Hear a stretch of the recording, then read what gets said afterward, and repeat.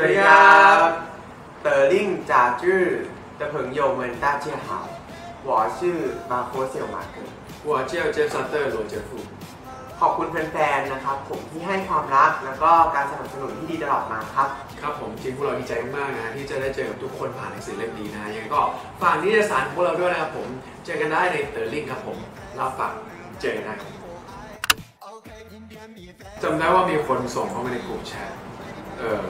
ที่เป็นแบบเพื่อนๆกันอะไรเงี้ยแล้วก็เห็นเรารู้สึกว่าเรื่องนี้มันมีความน่าสนใจตรงที่ว่ามันเป็นพล็อตเรื่องที่แบบเกี่ยวกับมาเฟียอะไรเงี้ยซึ่งเราจริงเราชอบดูหนังพวกพีกี้ไบลเดอร์หรือว่าหนังแบบที่เป็นมาเฟียอยู่แล้วอะไรเงี้ยแล้วเราก็เลยติดตามไปหานิยายมาอ่านด้วยอย่างเงี้ยเรารู้สึกว่าพล็อตเรื่องน่าสนใจก็เลยแบบเข้าไปตัดสินใจเข้าไปแคสก็สำหรับผมนะครับเริ่มจากการที่ผมไปเรียนร้องเพลงกับพี่สาวจริงๆพี่สาวเนี่ยไปเรียนส่วนผมเนี่ยไปนั่งรอแล้วทีนี้พี่ผมเนี่ยก็ถ่ายผมลงสตอรี่และหลังจากนั้นเขาก็แท็กครูที่สอนร้องเพลงด้วยแล้วครูที่สอนร้องเพลงก็รีสตอรี่ไปและทีนี้พี่ปอนก็ไปเห็นสตอรี่แล้วก็เลยเรียกผมมาครับคือเป็นแบบโชคชะตามากๆเลยผมลิขิตdestiny ก็ขอบคุณโชคชะตาครับผมครับโอ้มันจริงๆมันเป็นซีรีส์แบบโอ้สเกลเป็นเรื่องแรกของเจฟเลยจริงๆแบบทุกซีนที่เข้าไปรู้สึกว่ามันแบบอยากเก็บไว้เป็นความทรงจำหมดเลยแล้วก็แต่จะมีซีนบางซีนที่รู้สึกว่าแบบอย่างซีนบู๊ที่ได้เห็นใน EP สุดท้ายอะไรเงี้ยซึ่งเป็นซีนที่เราถ่ายเป็นซีนแรกเลยของเรื่องแล้วก็มีความยากในการที่เราต้องจำตัวของแบบคิวทั้งอย่างทุกอย่างในเรื่องอะไรเงี้ยแล้วก็เสียวเจ็บด้วยอะไรเงี้ยซึ่งก็เจ็บจริงๆเจ็บในทุกซีนบู๊ที่เข้าอะไรเงี้ยแต่ว่าเรารู้สึกว่าเราก็ภูมิใจที่เราแบบได้เล่นซีนบู๊ครั้งแรกแล้วก็ทำมันได้เรารู้สึกว่ามันทำได้ออกได้ดีตอนนั้นผมก็อยู่ดูด้วยใช่ก็ตอนเวลาเข้าด้วยกันใช่จริงๆนั่นเป็นซีนแรกของผมเหมือนกันครับก็คือไปนั่งเล่นเกมนั่นแหละแล้วก็ย้อมผมใช่แล้วก็ย้อมผมและนี่ก็เป็นแบบเรื่องแรกของผมเลยคือตอนเข้าไปซีนแรกซีนเดียวกับพี่เจฟตอนนั้นผมแบบรู้สึกตื่นเต้นมากๆคือไม่เคยอยู่ต่อหน้ากล้องแล้วก็ต่อหน้าคนที่เยอะขนาดนี้มาก่อนมันเป็นซีนเล่นเกมใช่ไหมแล้วก็มีทีมงานเยอะแยะเลยตอนนั้นรู้สึกประหม่ามากแต่ว่าก็ได้แบบพี่ปอนได้ผู้หญิงมาช่วยไว้ช่วยไว้ประสบปัญหามันเป็นสิ่งที่แบบน่าจดจำคือผมชอบความท้าทายครับผมก็เลยแบบจดจำสิ่งแบบนั้นตลอดครับอยากให้แอคน้อยลงหน่อยเดี๋ยวบางคนจริงอยากบอกอะไรล่ะอยากบอกให้คิมแบบenjoy กับดนตรีบ้างอะไรบ้าง enjoy ชีวิตบ้างอย่าเครียดเกินก็อยากจะบอกกับปอร์เช่นะครับว่าสู้ๆครับผมแล้วเนี่ยดูแล้วแหละคือตัวเขาเองครับคิดว่าแบบเขาเป็นคนโชคร้ายใช่ก็คือเราต้องคิดใหม่แบบเราต้องคิดว่าเราต้องดีจริงเราต้องคิดว่าเราแบบสิ่งดีๆเข้ามาเพราะถ้าเราคิดปุ๊บสิ่งดีก็จะเข้ามาจริงๆใช่มันเป็นความคิดที่แบบว่ามันสามารถปุ๊บเข้ามาในชีวิตคือตอบทุกที่จะไม่เหมือนกันเพราะว่าชอบหลายซีนมากสำหรับในคลิปนี้จะเลือกเป็นซีนที่พี่ต๋องก็คือแทนคุณกับอาร์มแบบเล่นในรถตรงนั้นตอนซีนสุดท้ายและที่แย่งกันเราก็กดเราก็เลยแบบระเบิดออกมาตอนนั้นมันหามากลองไปดูตอนไหนจริงเด็ดซีนไหนนะพี่เจฟซีนสุดท้ายไงที่เขาแย่งเล่นคอนโทรลเลอร์กันแล้วปรากฏว่าระเบิดตุ้มต่อไปนี้บ้างไม่เป็นไรตัดไปผมชอบซีนที่ผมนั่งร้องไห้อยู่มุมห้องแล้วก็ฟังเพลงแค่เธออันนั้นเป็นซีนที่ผมประทับใจเพราะว่าเป็น ครั้งแรกที่ฟังเพลงของพี่เจฟแล้วมันเพราะมากนี่เพราะจริงๆฟังแล้วแบบมันทำให้ผมแบบเข้าบทได้เข้าบทได้มันมีมูดครับผมแล้วก็โรงแรมสวยมากครับก็คือทุกครั้งที่ไปคือรู้สึกได้เลยว่าแบบวิ่งเรามาเที่ยวไม่ได้มาถ่ายเราก็เลยมีความสุขกับการถ่ายทำตลอดเพราะเราแบบทุกอย่างมันสวยจำได้ว่าเจอบาร์โค้ดเจมเห็นบาร์โค้ดก่อนตอนคณะบริษัทเขากำลังขับรถผ่านเลยเด็กคนหนึ่งลงมาจากรถแล้วผมยาวมากเป็นผมอีกสีดำรู้สึกว่าเด็กคนนี้ไม่รู้ด้วยว่าเขาจะมาแคสหรือเปล่าอะไรเงี้ยแต่รู้สึกว่ามีออร่าอะไรบางอย่างใส่เสื้อสีอะไรจำได้ว่าชุดนักเรียนไม่ใช่ใส่เสื้อสีเขียวเสื้อสีเขียวให้เจฟใส่เสื้อสีดำนี่จำได้ใส่มีแบบเสื้อทับสีดำข้างในก็เป็นสีดำนี่ก็ขาวแล้วก็มีแว่นกันแดดอยู่แล้วก็แว่นก็คาดผมใช่เป็นไงดีเทลอ่ะการเล่นทุกอย่างครับตอนนั้นก็คือเราเจอกันในแบบคือพี่เจฟมาออดิชั่นมาร่วมออดิชั่นกับผมก็คือมาแคสให้ผมคือมาช่วยดูมากกว่าไม่ใช่แล้วผมก็ขึ้นไปแคสแล้วแบบตื่นเต้นมากแล้วก็เห็นพี่เจฟแล้วผมรู้สึกแบบพี่เจฟเขามีอะไรบางอย่างคือแบบคือเขาเก่งเขามีพลังเขามีพลังเขาเก่งอะไรอย่างเงี้ยแล้วตอนเขาเล่นกีตาร์ร้องเพลงออกมาผมก็คิดว่าแบบคนนี้ของจริงของจริงไม่มีผมว่าอายุผมมันไม่ได้ตามแบบตัวเลขเลยผมรู้สึกว่าเราคุยกันได้แบบมันไม่มีการเรื่องอายุเท่าไหร่อะไรเงี้ยใช่เพลงก็ฟังเหมือนกันเล่นเกมก็เกมใช่เพราะว่าเราชอบอะไรคล้ายๆกันมันก็เลยแบบรู้สึกว่ามันไม่ได้มีตรงนั้นอะไรเงี้ยผมรู้สึกว่าผมยังเป็นเด็กตลอดเวลาอายุเท่าไหร่17เด็กกว่าผมเนี่ยรุ่นพี่เก้อ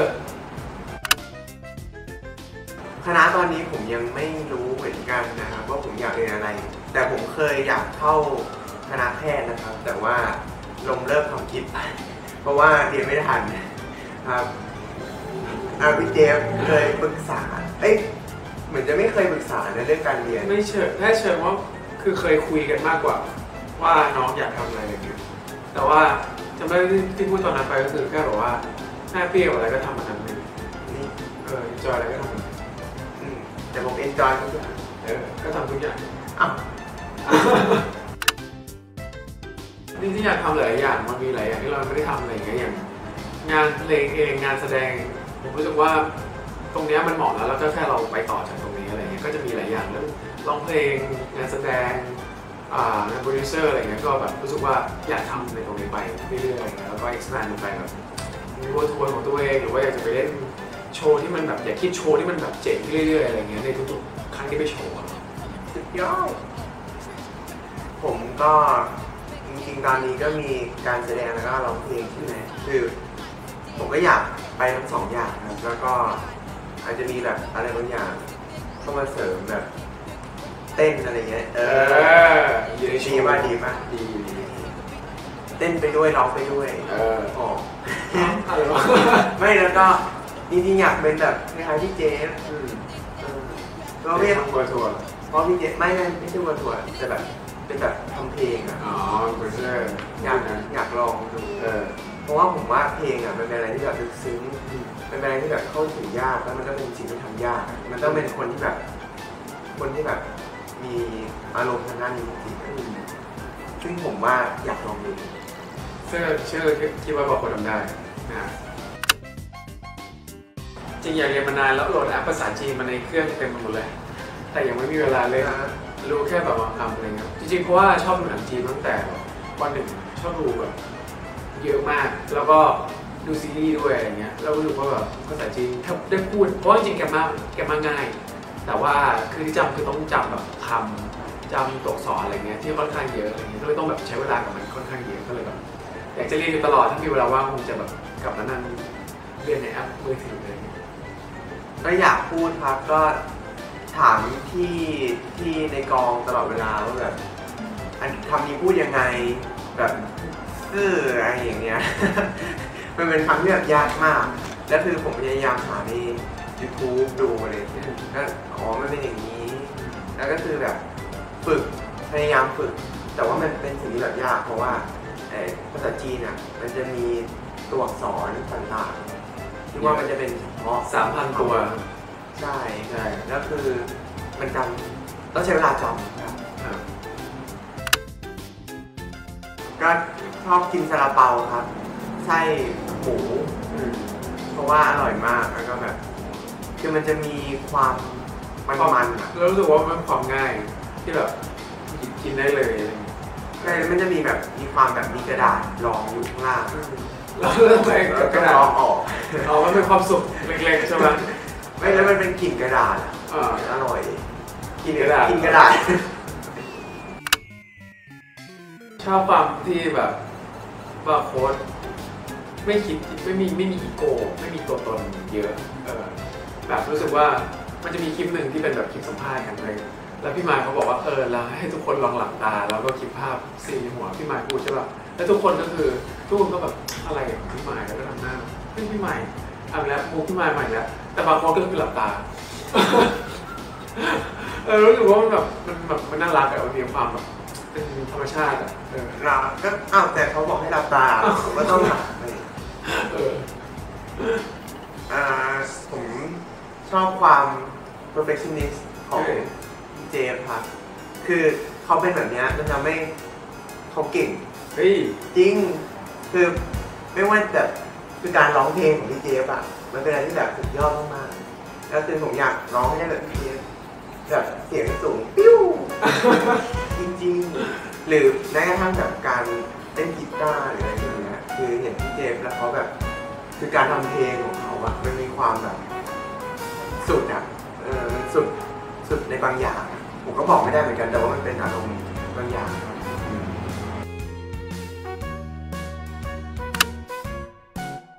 อ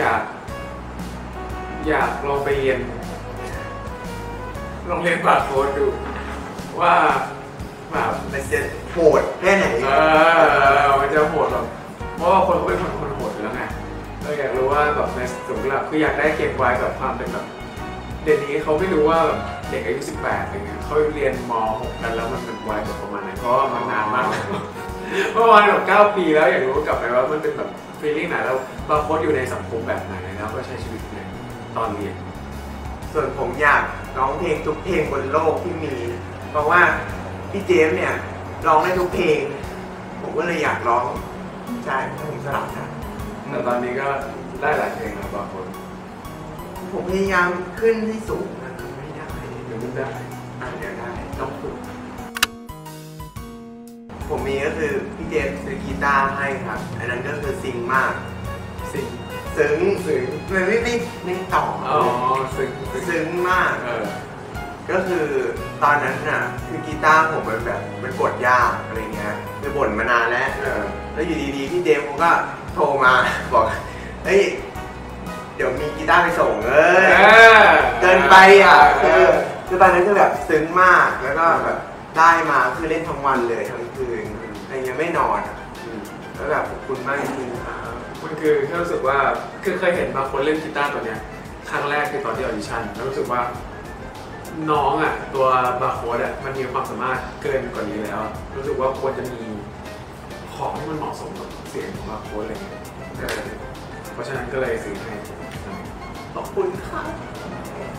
คุณเจฟของเจฟจะเป็นแบบเชิง emotional support มากกว่าที่แบบว่าแค่รู้สึกว่าแบบบาร์โค้ดเป็นตัวของตัวเองในโมเมนต์ที่เรารู้สึกเครียดมากๆแล้วพอเห็นน้องเรารู้สึกว่ามันก็แบบมันก็แค่นั้นไม่หวังอะไรเงี้ยมันอาจจะเป็นอะไรอย่างนี้ที่มันแบบเล็กๆน้อยๆแต่ว่ารู้สึกว่ามันทำให้เราแบบอยู่กับโมเมนต์ได้ดีขึ้นอะไรเงี้ยแบบรู้สึกเอนจอยกับโมเมนต์ได้มากขึ้นเราเชื่อว่าแบบทุกมื้อที่เราไปจะมีเรื่องเซอร์ไพรส์เสมอกับคนที่เราก็คือคนที่แสดงก็คือพวกเราเนี่ยเซอร์ไพรส์กับพวกเราเองจริงๆทุกโชว์อ่ะเวลาเราไปแต่ละเมืองแต่ละที่ไม่เหมือนกันเลยนะฮะก็มีเซอร์ไพรส์ทุกที่ครับเตรียมดูรอติดตามพูดตามพี่เจมส์แล้วกันครับ บ๊ายบายครับ สวัสดีครับ บ๊ายบายครับขอบคุณครับ